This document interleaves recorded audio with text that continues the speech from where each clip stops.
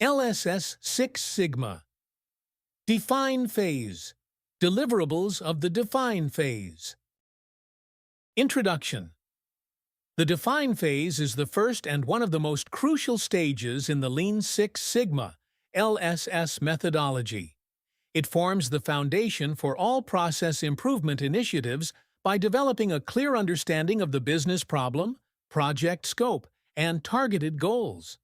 This phase ensures alignment among team members and key stakeholders, fostering a unified approach and a strong start to the project.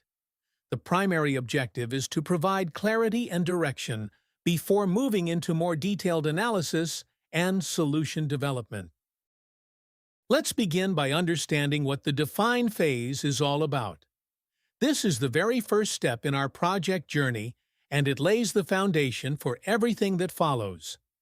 During this phase, there are 4 key activities we focus on. Identifying the problem. We ask, what exactly are we trying to solve? It's important to clearly define the issue or challenge so the team stays aligned. Defining the project scope.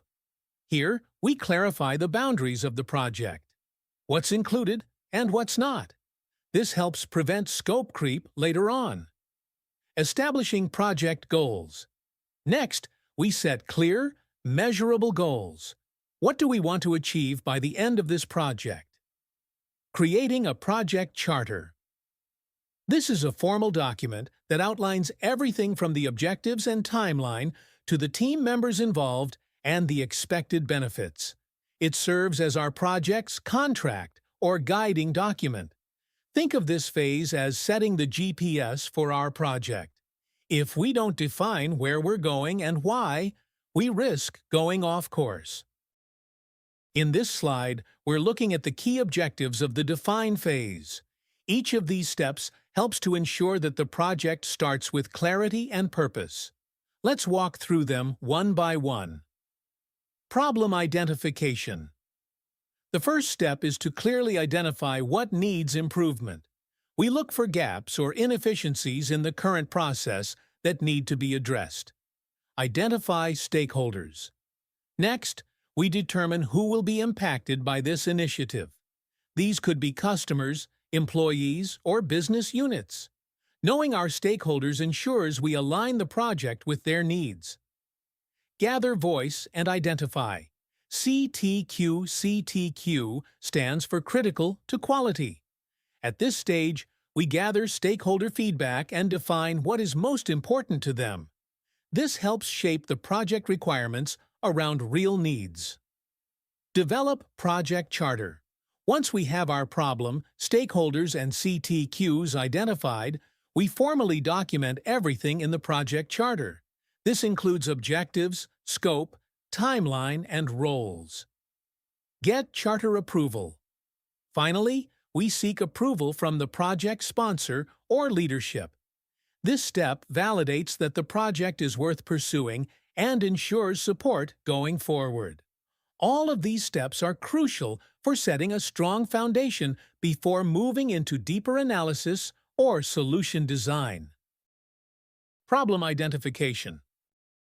This slide focuses on what is arguably the most critical step in the Lean Six Sigma journey.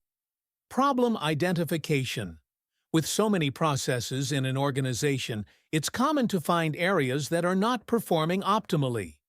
The key challenge is to pinpoint the right problem to solve.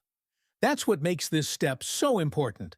It sets the stage for meaningful improvement by directing our efforts where they will have the biggest impact. Now, identifying the right project isn't just about spotting any issue. It involves careful evaluation and prioritization.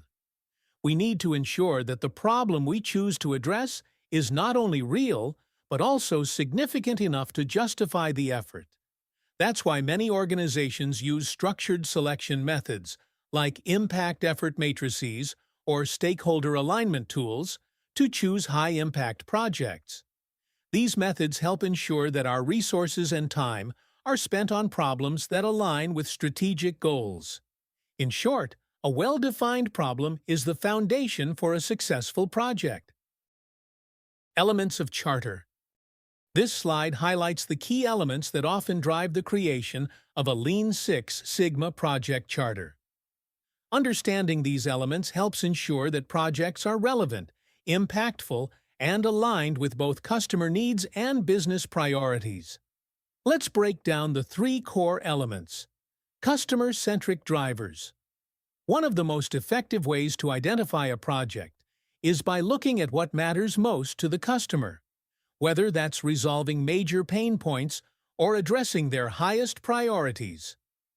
If an organization has failed to meet customer expectations, that becomes a clear trigger for launching an improvement initiative.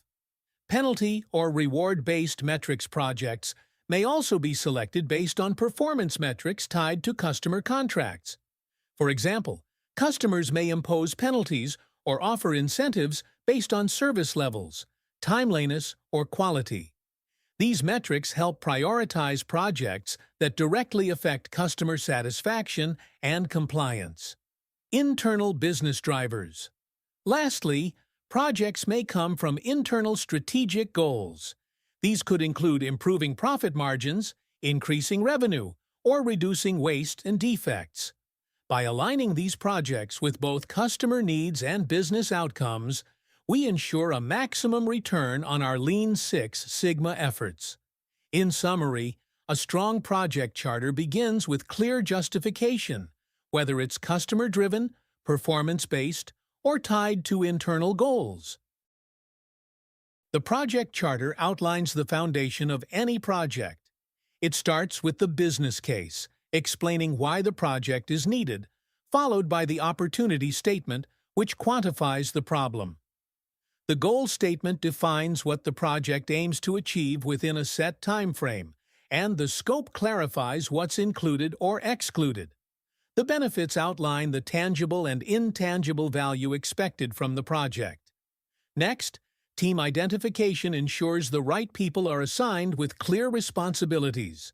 Summary milestones provide key checkpoints, while the communication plan ensures timely updates to stakeholders. A flowchart visualizes the steps in the process, and the SIPOC diagram summarizes key process components: suppliers, inputs, process, outputs, and customers. Together, these elements create a clear roadmap for successful project execution. Business case. In this section, we're learning how to build and present a compelling business case, an essential first step in any successful project. Every organization faces multiple opportunities for improvement, but not every idea gets approved. That's why it's critical to clearly communicate why your project should move forward. The business case should highlight three key elements: the urgency, the potential impact, and how the project aligns with organizational goals. Equally important is understanding your audience, particularly the project sponsor. Sponsors play a key role in securing resources and removing roadblocks. But to gain their support, you must demonstrate the value of the project clearly and confidently. To do this effectively, ask yourself a few core questions. Why is this project important right now? What specific problem does it address? Who benefits from this solution? How will it improve performance, reduce cost, or boost customer satisfaction? In this slide, we reinforce the importance of building a strong business case when proposing a project.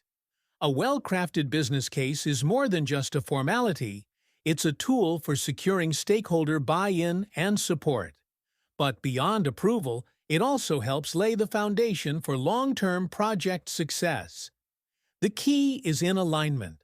A strong business case ensures that the project is in sync with strategic goals, customer needs, and resource availability. It helps everyone, from the sponsor to the delivery team, understand the purpose, value, and priorities of the project. When your business case is clear, compelling, and connected to organizational objectives, it drives confidence and commitment from all involved. When building a business case, think of it as your sales pitch. You're persuading decision-makers to support your project. To do that, you need to clearly and confidently answer a few essential questions. Start with, why is this a priority? Highlight the urgency and why this project deserves attention now. Then ask, what's not working right? This helps define the current problem or inefficiency that needs fixing. Next, consider, what is impacted if it's not handled now? This could include productivity, customer satisfaction, or financial losses. Also, address, what are the consequences of not doing it? Be specific about potential risks, delays, or missed opportunities. Don't forget, why use the Six Sigma method? Link your approach to the problem at hand. Show how it ensures structured, data-driven solutions. Finally, ask, what else should we know? This is your chance to include any supporting data or context that adds weight to your case. By answering these questions thoroughly, you'll create a strong, persuasive business case that increases your chances of project approval and success.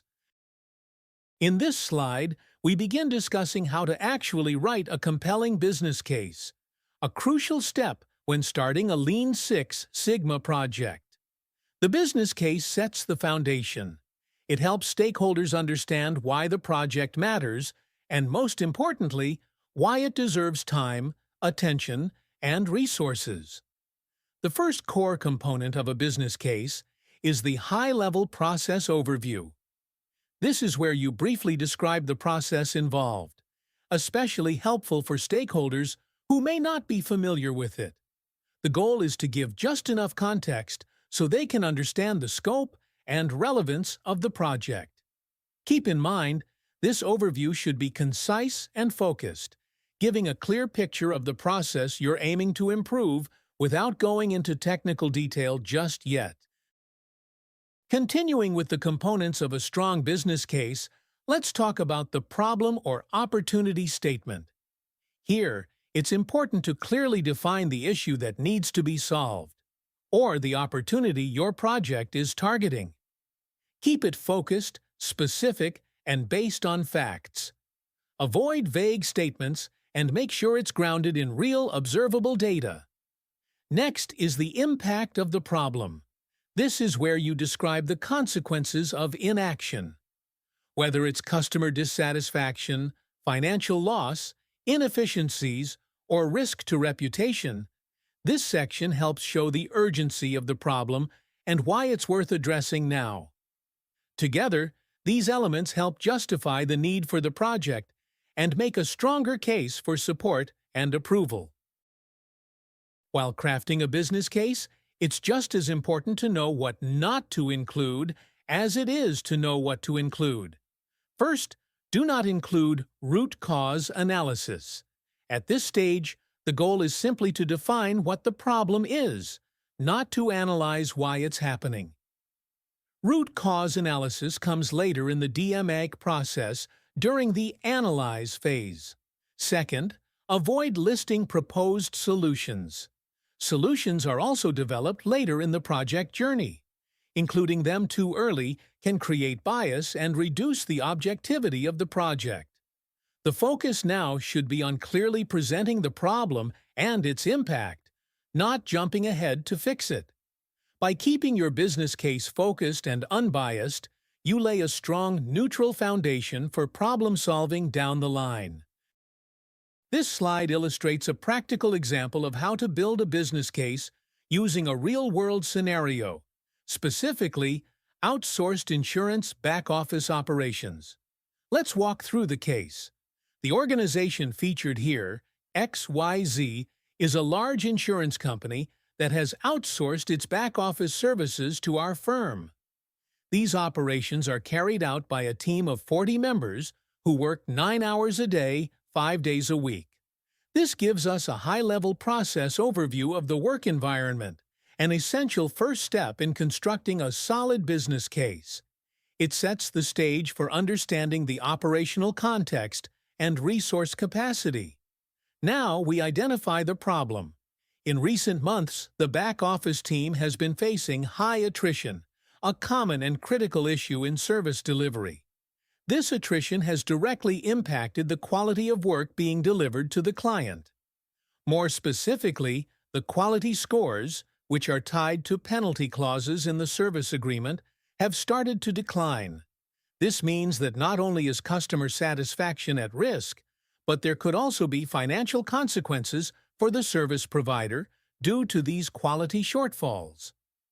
This example clearly outlines the problem description and demonstrates why immediate attention is necessary. High turnover is affecting productivity and quality, and if left unaddressed, it could harm the business relationship and incur financial penalties. By showcasing this example, we emphasize how to present a compelling, fact-based business case that highlights operational challenges, their consequences, and the urgency to act, all while staying within the boundaries of what a business case should include. The what, not yet the why or how. This sets the stage for moving into the next phases of the DMI cycle.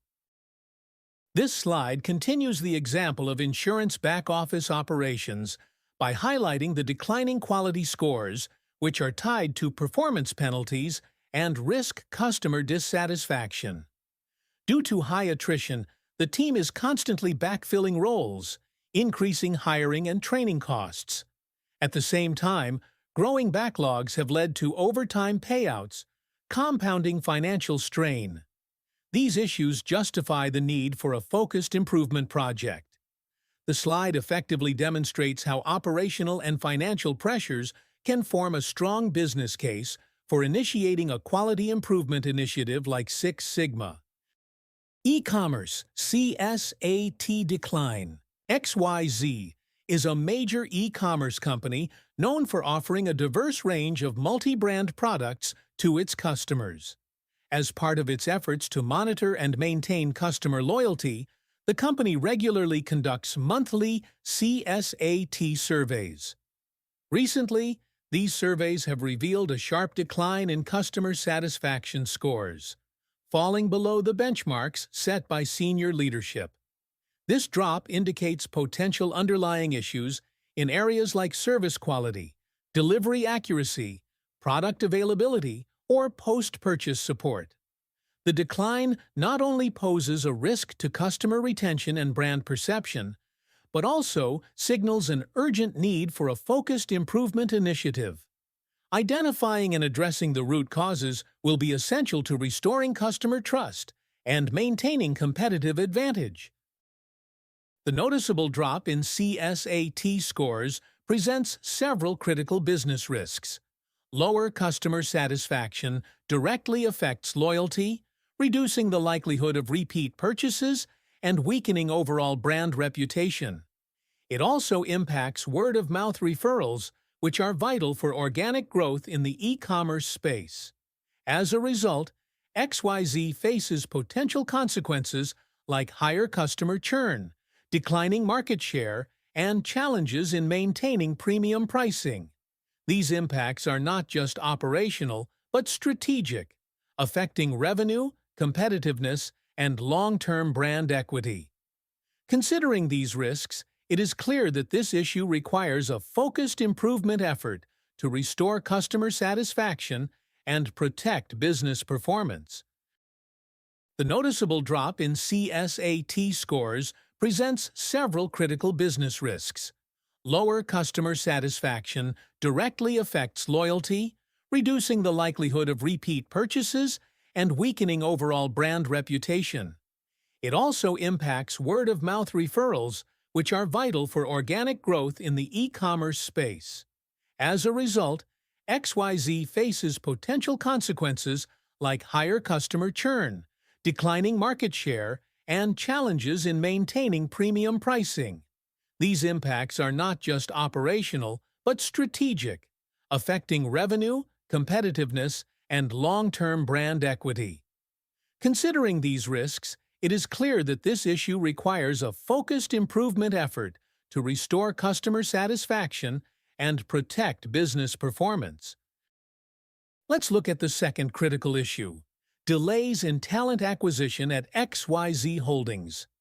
XYZ Holdings is a well-established player in the Indian market, offering roofing solutions and building materials. However, despite its strong industry presence, the company is currently struggling with hiring timelines. This isn't just a routine HR issue, it's a strategic concern.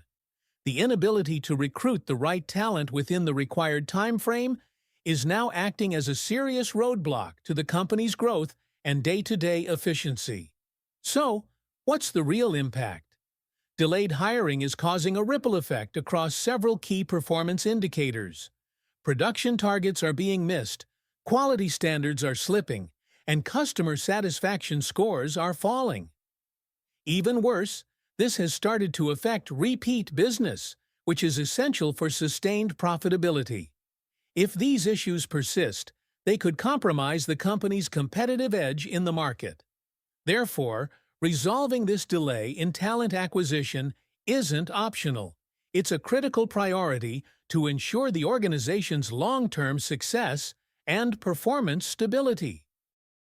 Problem statement. Now, let's focus on the problem or opportunity statement. In this case, we're dealing with a problem, specifically delays in talent acquisition at XYZ Holdings. To clearly communicate the scale of the issue, we need to quantify it. Over the past 12 months, the company has experienced an average delay of 45 to 60 days in filling key positions. This delay has directly contributed to a 12% shortfall in production targets, a 9% dip in quality scores, and a 15% decrease in customer satisfaction. CSAT. The financial impact is also significant. Delayed hiring has led to an estimated revenue loss of 8 to 10 crores annually, primarily due to missed project deadlines and reduced customer retention. These metrics highlight not just a recruitment issue, but a broader operational and financial challenge. By addressing this problem, we have a clear opportunity to restore efficiency, improve customer experience, and safeguard the company's growth trajectory. This data-driven approach ensures that the issue is not seen as anecdotal or HR-specific, but as a strategic priority with measurable consequences. Let's now explore the magnitude of the consequence. Just how significant is this talent acquisition issue for XYZ Holdings? When we look at the numbers over the past 12-month period, the impact is quite substantial. Due to consistent delays in hiring, key roles have remained vacant for an average of 45 to 60 days, disrupting workflows and directly affecting operational efficiency. This has led to a 12% drop in production output, which means the company is falling short of meeting market demand. Additionally, quality scores have dipped by 9%, pointing to compromised workmanship or rushed output to compensate for staffing gaps. Customer satisfaction, or CSAT, has also suffered, with a decline of 15%, reflecting increased complaints, missed deadlines, and unmet expectations. Perhaps most alarming is the estimated revenue loss of 8 to 10 crores annually, tied to missed project deadlines, delayed service delivery, and reduced repeat business. These numbers aren't just performance dips. They signal a strategic risk. Left unaddressed, this problem could erode the company's competitive edge and long-term profitability. It's clear that the consequences of delayed hiring are broad, deep, and financially damaging, making immediate action not only necessary, but urgent. Let's now look at how to write an effective problem statement, a critical part of any business case. A strong problem statement does more than describe a challenge. It quantifies it, compares it to expectations, and builds urgency for change. There are two essential components to keep in mind. 1. Numerical representation of the problem. We need to represent the issue using hard data, percentages, financial figures, or performance metrics. For example, at XYZ Holdings, Hiring delays have led to an average vacancy period of 45 to 60 days, contributing to a 12% shortfall in production, a 9% dip in quality, and a 15% decline in customer satisfaction. These are not just symptoms. They are measurable consequences of a systemic issue. 2. Compare current, as-is, performance to target. Next, we must clearly outline the performance gap. For instance, if the target hiring turnaround time is 30 days, but the current average is 55 days, that's a 25-day gap. Similarly, if CSAT targets are set at 90% and the current rate is only 75%, that's a visible 15-point drop. This kind of comparison makes the need for intervention unmistakable. Together, these elements help us craft a problem statement that's concrete, compelling, and actionable. It transforms vague concern into a focused business priority.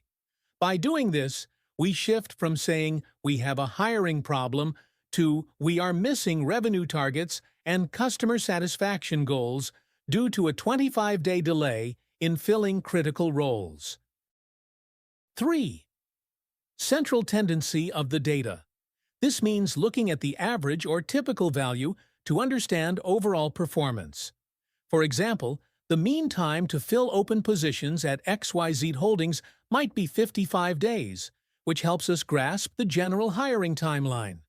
Sometimes the median or mode may be used if the data is skewed or has outliers.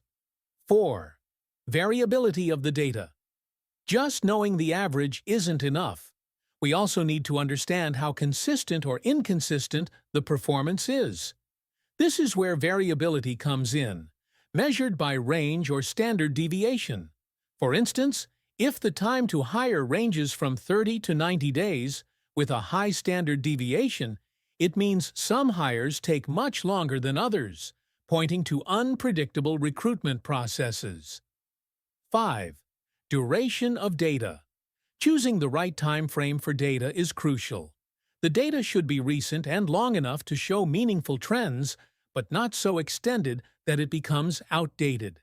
For example, using 12 months of hiring data strikes a good balance, capturing seasonal effects and long-term trends without losing relevance to the current situation. Including these elements makes the problem statement more robust and credible, helping stakeholders fully understand the scope and nature of the issue. To wrap up this section on writing a data-driven problem statement, let's focus on a few final best practices that ensure credibility and impact. First, ensure that your analysis is statistically valid. This means working with a sufficient sample size, at least 30 data points. This helps ensure that the results are reliable and not just random fluctuations. For example, if you're analyzing recruitment delays, don't base your conclusion on just a handful of job openings. Look at least 30 cases to draw meaningful insights. Second, avoid bias in the time frame you choose. The duration of the data must reflect the actual trend, not a selectively favorable or unfavorable period. If performance was poor in the last quarter but stable before that, don't just pick 3 months of bad data to make a stronger case. A 12-month window is typically a fair and balanced period that captures both highs and lows and gives a realistic view of the problem. Third, and most importantly, highlight the magnitude of the consequence. Quantify the impact in clear, specific terms. Here are a couple of examples. If your Net Promoter Score, NPS, drops below 62%, the company might face a penalty of $24,000 from a key client. In another case, poor product quality may have led to 20 lakh rupees in customer refunds over the past year. In our specific case with XYZ Holdings, delayed hiring has resulted in a revenue loss estimated at 8 to 10 crores annually, and has contributed to declining customer satisfaction and missed production targets. Being this specific and data-driven not only strengthens the problem statement, It builds urgency and aligns stakeholders around the need for action. By integrating all key components, quantitative data, performance gaps, statistical validity, and real impact, we create a problem statement that clearly shows the severity of the issue and the need for action. This approach moves us from vague concerns to a credible, data-driven case that drives alignment and decision-making. A strong problem statement sets the stage for meaningful, results-focused solutions. To truly understand and communicate a problem, we must represent it numerically. This means going beyond just saying, "There's an issue," and instead showing how big the issue is, how often it happens, and how far we are from where we should be. There are 3 key characteristics we should always focus on. 1. Central tendency. This tells us what a typical data point looks like. We usually use mean, average, add all values and divide by the number of observations.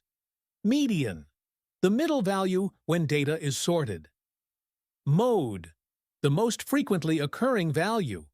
For example, if the average hiring time is 55 days, but the target is 30 days, we immediately see there's a 25-day delay on average. Second variation tells us how consistent or inconsistent the process is. Range, the difference between the highest and lowest values. Standard deviation, how much individual data points differ from the average. Interquartile range, how spread out the middle 50% of the data is. For example, if some roles are filled in 30 days and others in 90, the range is 60 days, indicating a high inconsistency in hiring timelines. Third, shape of the data distribution. This helps us understand the overall pattern of the data. Is it normal, bell-shaped, meaning most data is around the average?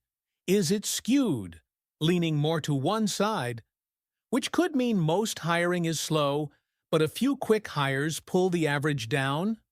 Or bimodal, meaning there are 2 common outcomes, like some roles filled quickly and others very slowly. Understanding the shape gives us insight into where the real issues lie. Finally, always compare your current performance to your target. If your goal is 30 days to hire, but the mean is 55 with high variation and a right-skewed distribution, the data clearly shows a systemic problem, not just a one-off. This structured, statistical approach makes the problem transparent, measurable, and ready for improvement. It tells decision-makers exactly what's wrong and how far we are from where we need to be. Let's explore how to present process performance data in a way that highlights both the issue and its context. Example 1.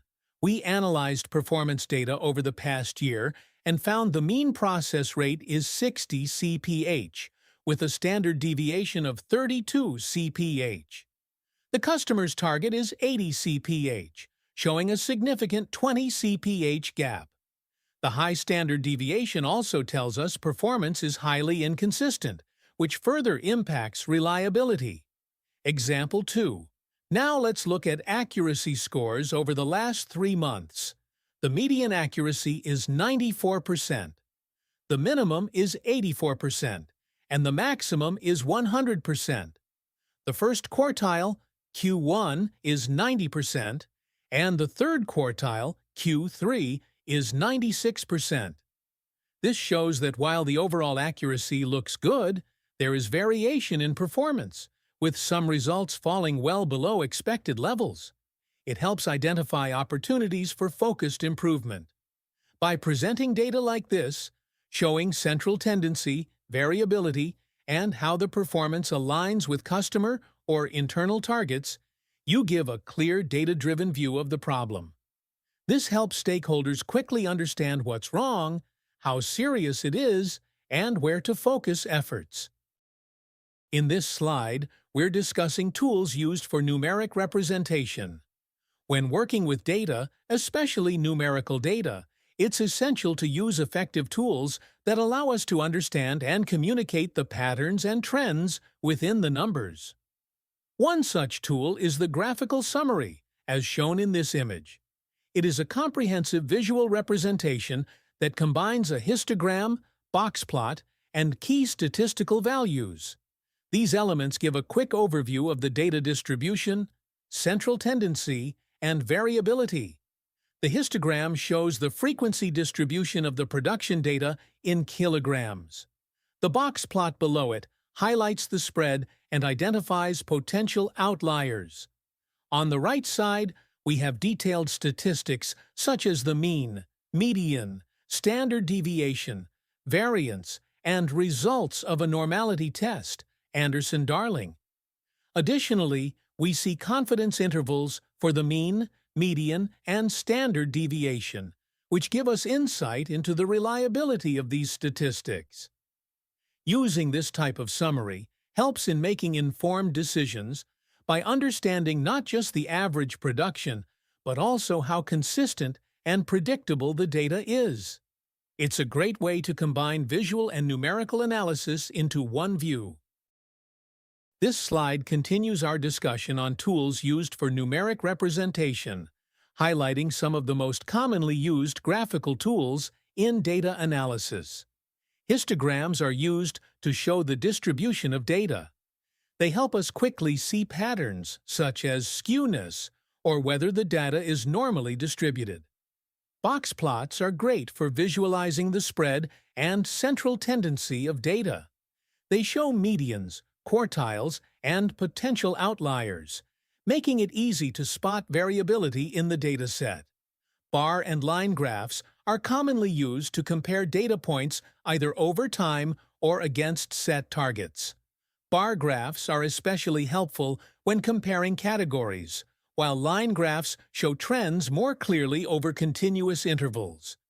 Control charts are valuable tools in quality management. They allow us to monitor process performance and detect variability over time, helping to identify when a process may be going out of control. The key takeaway here is that by using these visual tools, we can communicate insights from data much more effectively. This not only helps in understanding the current performance, but also highlights gaps and opportunities for improvement in a process. In this slide, we focus on how to interpret a graphical summary, beginning with the p-value, which is part of the normality test. Understanding this step is essential because it tells us whether the data follows a normal distribution, a key assumption in many statistical analyses. The p-value is found in the upper right section of the graphical summary, under the Anderson-Darling normality test. Here's how to interpret it. If the p-value is less than 0.05, it indicates that the data is non-normal, meaning it does not follow a bell-shaped curve. This suggests that we may need to use non-parametric methods for analysis. If the p-value is 0.05 or greater, the data is considered approximately normal, which is often a favorable condition for many statistical tools and tests. This is just the first step in reading a graphical summary, but it's a critical one because the assumptions we make about the data distribution guide which analysis tools and conclusions we can trust. We'll continue exploring other components of the graphical summary in the next steps. Continuing with our step-by-step guide on how to read a graphical summary, this slide focuses on steps 2 and 3, determining central tendency and variation. Step 2. Determine the measure of central tendency. When the data is non-normal, we rely on the median as the preferred measure. That's because the median is more resistant to the effects of skewed data and outliers. If the data is normally distributed, you can use either the mean or the median.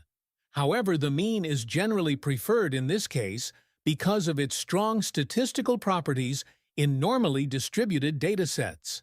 Step 3. Choose the appropriate measure of variation. Once you've selected your measure of central tendency, choose a suitable metric for variation. If you're using the mean, It should be paired with the standard deviation to understand how spread out the data is around the mean. The graph on the right visually reinforces these concepts. It shows the relationship between mode, median, and mean in a skewed distribution, and also illustrates how standard deviation, sigma, affects the width of the bell curve. These two steps help deepen your understanding of the data's central value and how much variation exists around it. Crucial for making informed decisions. This slide wraps up our process for reading a graphical summary, with a focus on how to interpret data when using the median as the measure of central tendency. When relying on the median, it's important to also consider the 5-number summary. Minimum, the smallest observed value. Quartile 1, Q1, the value below which 25% of the data falls. Quartile 3, Q3, the value below which 75% of the data falls. Maximum, the highest observed value. These values offer a complete picture of the distribution and variability in the data. This is especially helpful when dealing with skewed datasets or when outliers are present, as they highlight how spread out the data is and where most of it lies. By following these 3 key steps, checking for normality, determining the appropriate measure of central tendency, and choosing the right variation metric, you can confidently interpret a graphical summary and draw meaningful insights from your data. This structured approach ensures that the analysis remains accurate and that any decisions made based on this data are well informed. On this slide, we're presenting example 1 to illustrate a real-world problem statement from the insurance industry, specifically related to insurance back-office operations. The example talks about a company, XYZ, which has outsourced its back-office tasks to our organization. This work is handled by a 40-seater team working 9 hours a day, 5 days a week. Recently, the company has faced a significant increase in operational issues, which we begin to outline here. The core of the problem lies in the growing backlog of tasks, which has had a ripple effect. Decreased quality of work, impacting customer satisfaction, and triggering financial penalties. Frequent hiring to fill gaps has increased recruitment and training costs. The rising backlog has also led to overtime payouts, putting additional strain on operational efficiency. This example helps us understand how operational inefficiencies in a support process can have direct financial and service-level consequences. It sets the stage for identifying improvement opportunities and applying data-driven solutions.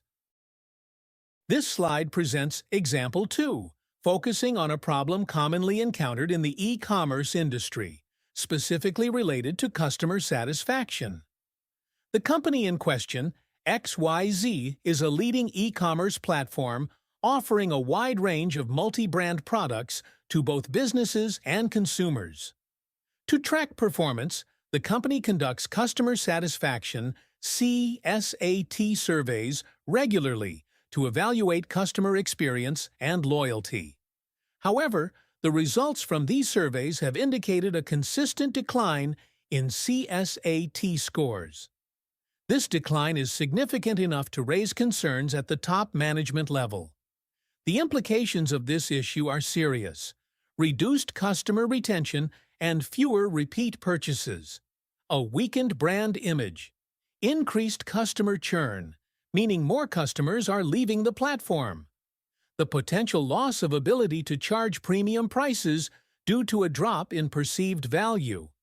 In summary, this example illustrates how deteriorating customer satisfaction can lead to broad business consequences, from revenue loss to brand erosion. It reinforces the importance of launching a focused improvement initiative to address customer feedback and enhance user experience. Now let's look at example 3, which highlights a financial and compliance-related issue within a manufacturing context, specifically focused on input tax credit losses. The company here, XYZ Holdings is a leading player in India's building materials sector, offering a wide variety of roofing solutions and construction products. Following the implementation of the new GST regulations, XYZ has faced significant difficulties in securing the input tax credit, ITC, from its vendors. This problem is rooted in various operational challenges, which may include issues like incomplete or delayed vendor documentation, errors in GST filings, or lack of internal controls and reconciliation processes. The consequence of this issue is quite serious. It has led to substantial ITC-related losses, which in turn directly impact the company's financial performance and bottom line. Without proper intervention, this issue can escalate and may even lead to compliance penalties. So, this example underscores the importance of tightening operational and financial controls in response to changing tax regulations. It's a clear case where immediate corrective action is essential to prevent further losses and ensure compliance. In example 4, we continue with XYZ Holdings, but this time we shift our focus to a critical operational issue: hiring delays and talent acquisition. As you know, timely hiring is essential for maintaining operational efficiency.